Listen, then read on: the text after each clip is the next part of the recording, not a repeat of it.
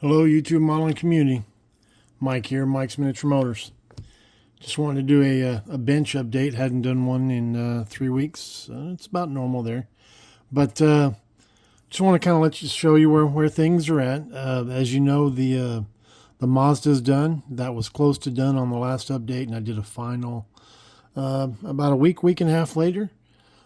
So if you haven't seen the Mazda done, you can go back, check the archives. Should be 3 videos ago. So what I have had the opportunity to work on is the Superleggera.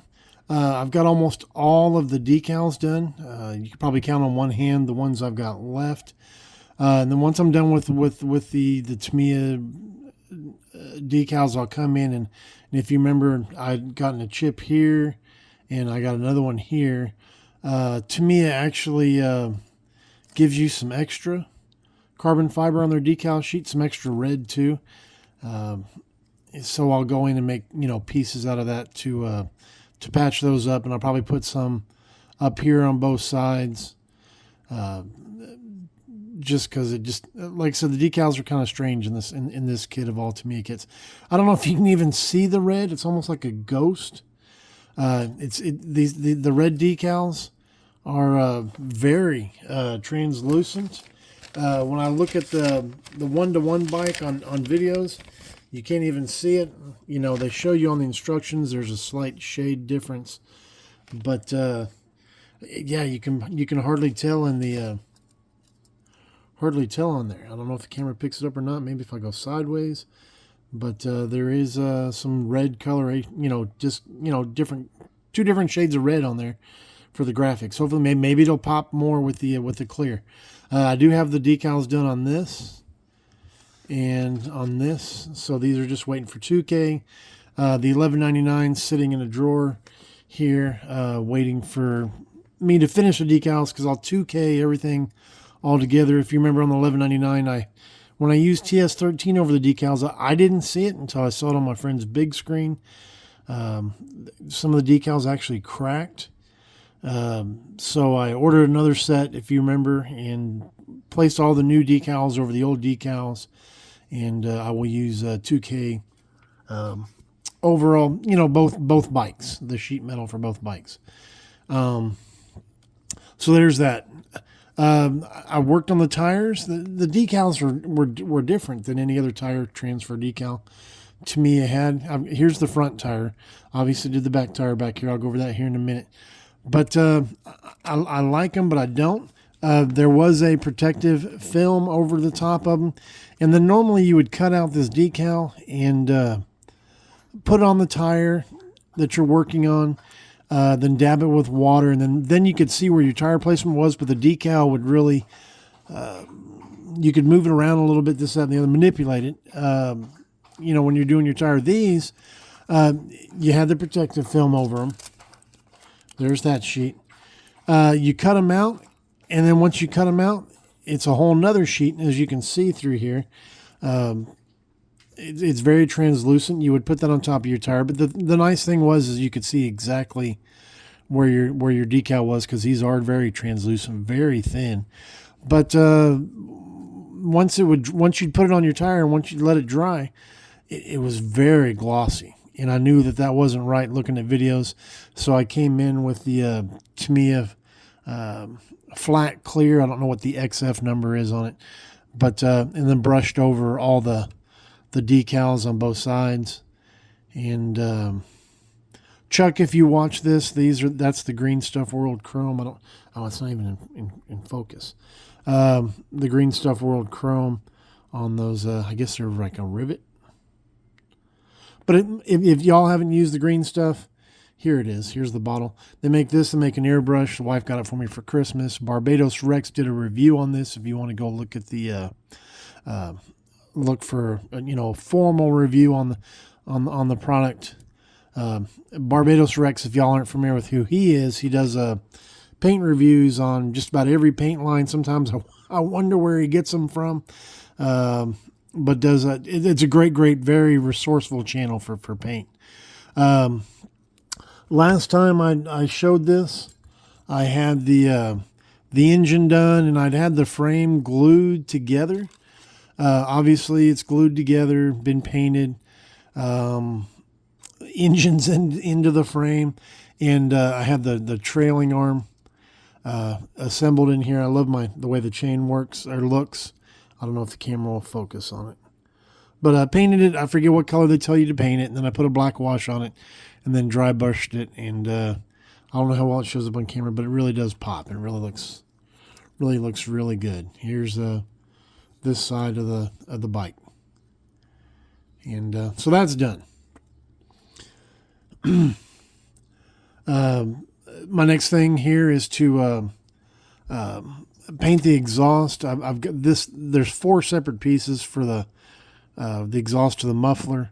This is just putty primer in here to fill that seam, but it's painted. It's got smoke, metallic orange, and titanium silver in it. And here's the other tubes. Anyway, the seams are cleaned up. But yeah, like I said, and I don't have any metallic orange. I've got clear orange, but I don't have the metallic orange. It's one of the new TS colors. And so I need to get to the hobby store and get that. All right, on the Tempest here. Last time I showed it, I just had the interior and the supercharger glued to one side of the fuselage. As you can see now, the fuselage halves are glued together. I just need to primer it to check my seam. Did it go out of focus? Yes, it did. This is probably the only thing that was been a little fidgety on the kit.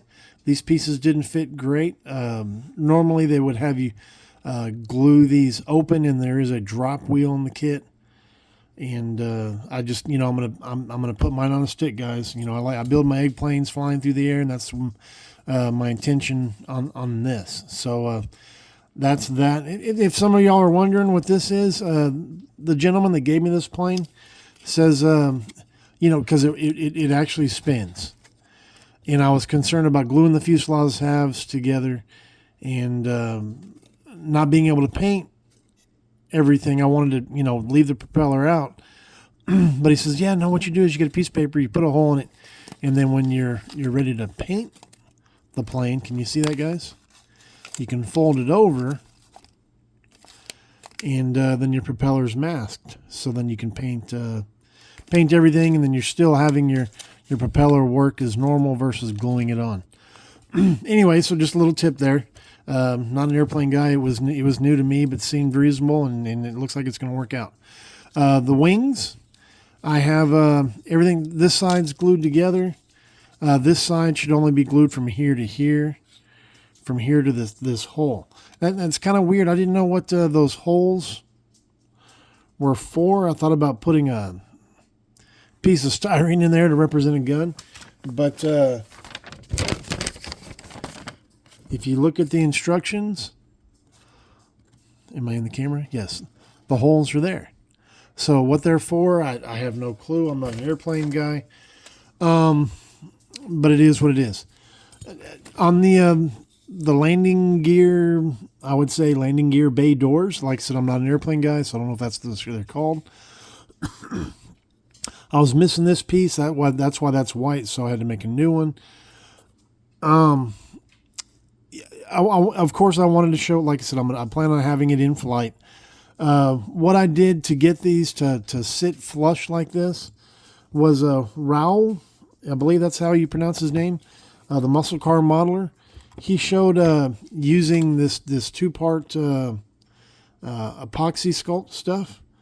He had a shaker hood on a Trans Am, and he'd put some between the shaker and the carburetor because he wanted to make sure the shaker sat in the hood just perfect. And I thought, I went and bought some of that after watching his video. Never used it. Finally opened it up. I made some epoxy sculpt. I guess you'd call it balls. They were much smaller than that one. That one's just what I had left over, just so I could see what it would be like, and I would know when it was hardened. But made a bunch of little small balls and put them in here, and then I press fit the doors on there. Kind of used my knife to kind of move them around to make sure that everything was kind of, there was a seam around it. And then I got my metal straight edge, which I don't know where it is, so I'll just use